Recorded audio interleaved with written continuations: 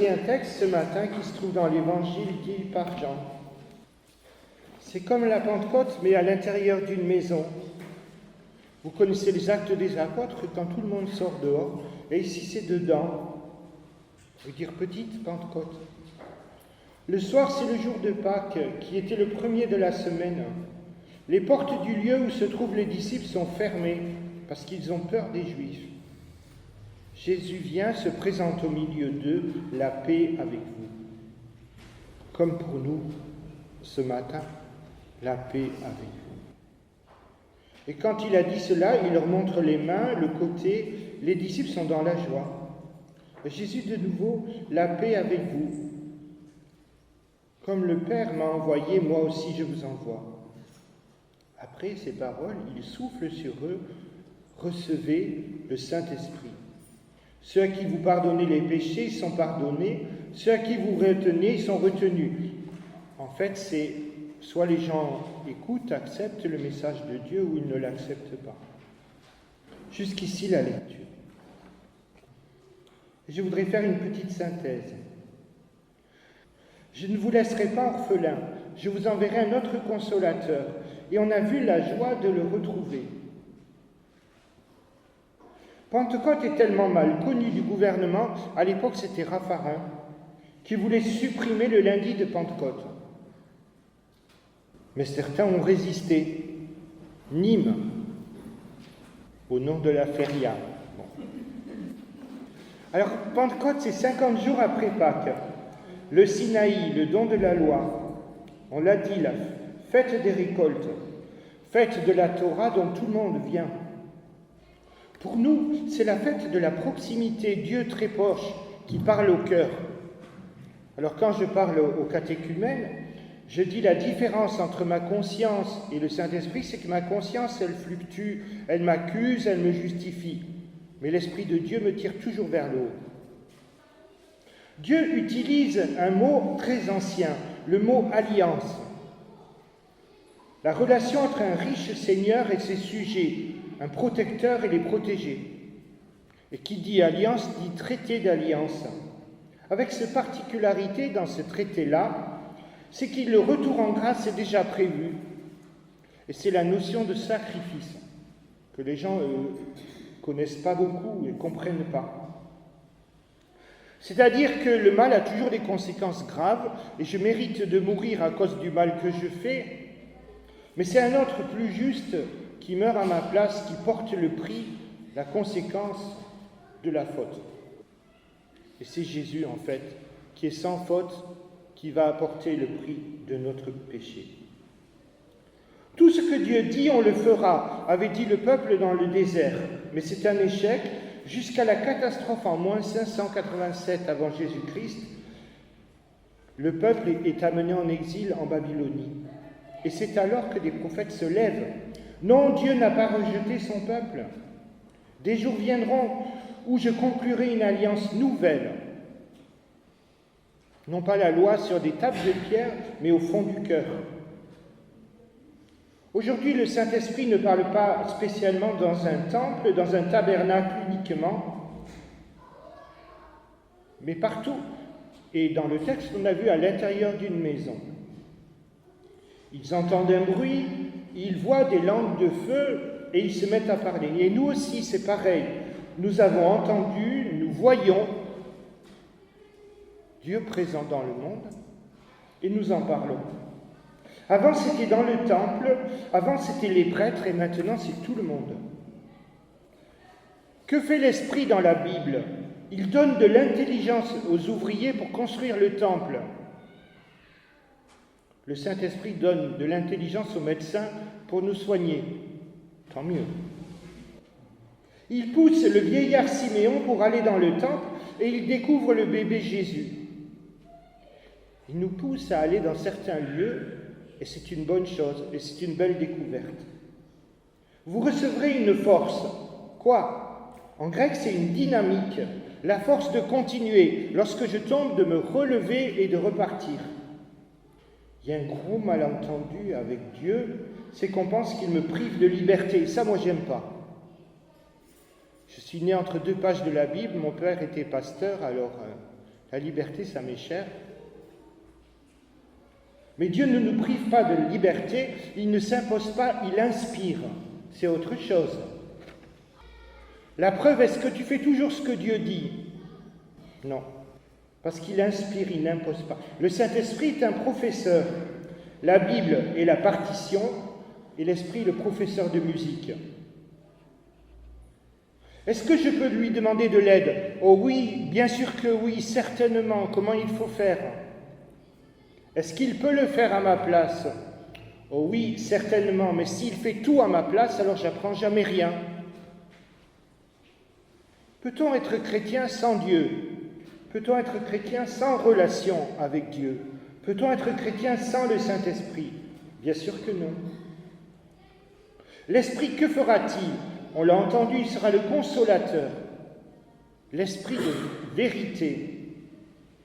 Paul demande que l'Esprit vous donne une bonne vision, une claire vision des choses, vous montre ce qu'il y a à faire. Vous savez que j'ai un petit chien, il s'appelle Tango. Il est un peu bigleux. Alors, je ne sais pas si vous avez connu ça, mon grand-père chantait à Saint-Jean-du-Gard, mon chien s'appelle Azor, c'est mon plus beau trésor. Il faudra que je lui achète des lunettes. Vous ne connaissez pas? Que certains connaissent? Il y a des choses qui reviennent de l'enfance. Et alors, la joie de mon chien, parce que c'est un chien de berger, c'est de chasser les canards et de les renvoyer dans leur enclos. Ça lui fait du sport. Moi, je ne peux pas courir aussi vite. Mais il est bigleux. Alors, quand on se promène, je dis « Tango, là, le canard !» Et une fois qu'il est en ligne de mire, il ne le lâche pas. Bien, le Saint-Esprit nous montre. Parce que nous aussi, nous sommes beaucoup bigleux. L'Esprit encore parle aux uns et aux autres pour se retrouver. Pierre était juif, Corneille était romain. Il parle aux deux et il permet la rencontre, l'union. Alors que nous sommes tellement différents, a priori. Même nous, avec nous-mêmes, nous ne nous comprenons pas toujours. L'Esprit donne naissance, c'est lui qui tape à la porte, qui me parle de Dieu. C'est lui qui nous console, il nous conduit dans la vérité, il nous donne la joie. La Bible nous dit que le démon est quelqu'un de toujours agité. Et quand il sort d'un homme, il erre dans des lieux et il va chercher des renforts pour essayer de revenir. Un démon est agité. Mais le Saint-Esprit donne la paix. Pentecôte encore, c'est l'anti-Babel. Babel, c'est la pensée unique. Au début de la création, les hommes, pour se rassurer, voulaient faire une tour, ils parlaient tous la même langue. L'Esprit aussi permet l'unité, je viens de le dire. Mais chacun dans sa langue, chacun avec son expérience, avec son vécu. Et quelle est donc cette langue universelle? Eh bien, c'est le langage de l'amour selon Dieu.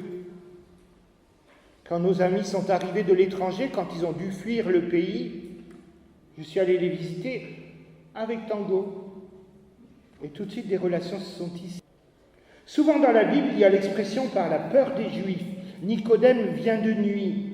Les parents de l'aveugle-né ont peur des Juifs. Joseph d'Arimathée a peur des Juifs. Et dans le texte tout à l'heure, les disciples étaient enfermés à l'intérieur. Une vie, alors là, le diable est content.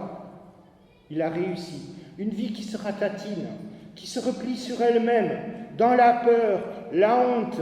Ouh, là, il est content. Et la tristesse. Qui ne rêve pas un jour de ne plus avoir peur, d'être joyeux? Eh bien, c'est le travail du Saint-Esprit. Alors je vous lis une citation. Oui, il est ce souffle qui nous pousse à quitter, comme les apôtres qui s'étaient enfermés, toutes nos peurs, toutes nos paralysies. La parole avait été clouée sur la croix et elle revient en force, elle se multiplie. Miracle de la parole, libérée en vérité et avec amour. C'est Dieu qui le donne. Quel est le vrai sens du mot Satan? Ça veut dire l'accusateur. Il est tellement fort en accusation qu'alors on n'ose plus rien. Je ne sais pas si vous connaissez cette histoire de Martin Luther. Martin Luther, quand il montait en chaire, le diable lui disait « Tu as vu ta semaine et tu oses prendre la parole en public ?» Luther disait « Tais-toi, méchant Satan ». Il montait, il prêchait. Et quand il descendait de la chair, vous savez ce que le diable lui disait? C'est Luther qui raconte. T'es quand même le meilleur. T'es formidable. Donc il essayait toujours de le faire se dérouter de la voie. La culpabilité ou l'orgueil. L'acte premier de la Pentecôte, le premier fruit, c'est de pouvoir parler à nouveau. Alors qu'on n'est pas parfait. Alors qu'il y aurait toutes les raisons de s'énerver, n'est-ce pas? Moi, à la suite de l'orage, j'ai plus Internet. Rien que ça, on ne peut plus rien faire. Hein. Bon, j'ai Tango, mais ça ne fait pas tout, hein, ça ne fait pas les mails. Question aussi donc la capacité de vivre en communauté, et c'est possible. Respect, amour fraternel, le chant le dit, et le monde verra que nous sommes chrétiens. Chacun dans sa langue, ukrainien, cévenol, provençaux. Diverses langues comme divers instruments de l'orchestre pour dire l'unique partition, les merveilles de Dieu. Bref, le Saint-Esprit, c'est la force et la douceur. C'est la vérité et la joie. Encore une citation que je trouve très belle. Je l'ai écrite dans le couloir de notre escalier. L'Esprit ne nous a pas été donné pour que nous soyons des super-héros, mais pour être fidèles à sa joie. Par nous-mêmes, il nous donne la joie. Et des fois, un frère, une sœur nous encourage. Et ça, c'est très important. Le dimanche matin, et des choses mauvaises dans la semaine, le Saint-Esprit se sert des frères et des sœurs. Quelqu'un dit « Je te comprends, je suis là ». Alors, Veni Sancte Spiritus, viens Esprit Saint, merci pour tout ce que tu vas nous faire encore connaître. Merci Père. Amen.